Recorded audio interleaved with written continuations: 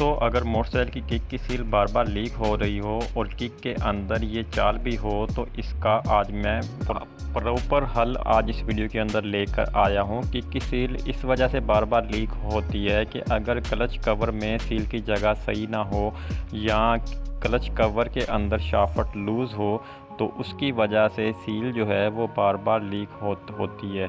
तो आज की वीडियो के अंदर मैं इसका सॉलिड हल लेकर आया हूँ। तो वीडियो शुरू करने से पहले जो दोस्त इस वीडियो पे नए हैं प्लीज़ वो वीडियो को लाइक कर दें और मेरे चैनल को सब्सक्राइब कर दें ताकि आने वाली वीडियो का नोटिफिकेशन सबसे पहले आप तक पहुंचे। तो चलते हैं आज की वीडियो की तरफ। दोस्तों, सबसे पहले की खोलने के लिए आपको 10 नंबर की राड या 10 नंबर का फिक्स रिंग पाना जो भी आपके पास अब अवेलेबल हो उससे आपने किक को इस तरह से खोल लेना है। किक का नट खोलने के बाद आपने इस किक को इस शाफ्ट में से बाहर निकाल लेना है।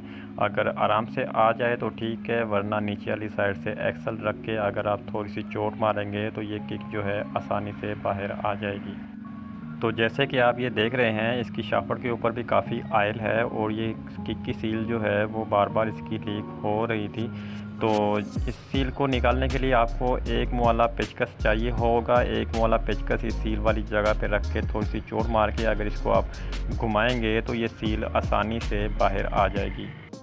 सील को बाहर निकालने के बाद अब हम देखते हैं कि इसकी कॉलर जो है वो अंदर वाली साइड से हार्ड हो चुकी है और सील जो है वो काफ़ी कड़क हो चुकी है बाइक जो है चलने के बाद गर्म होने की वजह से। तो अब आते हैं हम इसके हल की तरफ। जैसे कि आप ये सील देख रहे हैं कि एक किक शाफ्ट की हमने अभी निकाली है और दूसरी सील जो है वो गेयर शाफ्ट की है।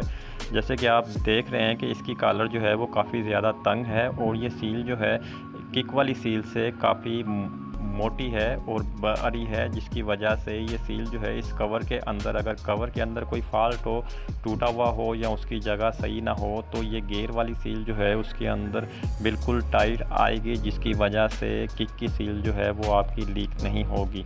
और अगर शाफ्ट भी अगर क्लच कवर के अंदर लूज़ है तो ये वाली सील जो है उस शाफ्ट की चाल को भी कवर कर लेगी, जिसकी वजह से आपकी जो बार बार किक की सील लीक हो रही थी वो किक की सील आपकी लीक नहीं होगी। और अब आते हैं हम इसको फिटिंग के तरफ। तो आपने कोशिश करना है कि किक के अंदर सील को जो है वो आपने घुमा कर इस शाफ्ट के अंदर आपने डालना है ताकि अंदर वाली कॉलर जो है वो इसकी ज़्यादा डैमेज ना हो।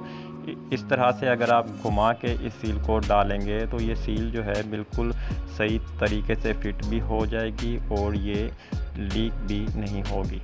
तो सील को अंदर घुमाने के बाद आपने कोई भी चीज़ लेकर, जैसे कि ये मैं पलक पाना लेकर इसके ऊपर हल्की सी चोट मार रहा हूँ ताकि सील जो है वो अच्छी तरह से अंदर तक बैठ जाए। उसके बाद आपने इसके अंदर किक लगाकर और किक को टाइट कर देना है।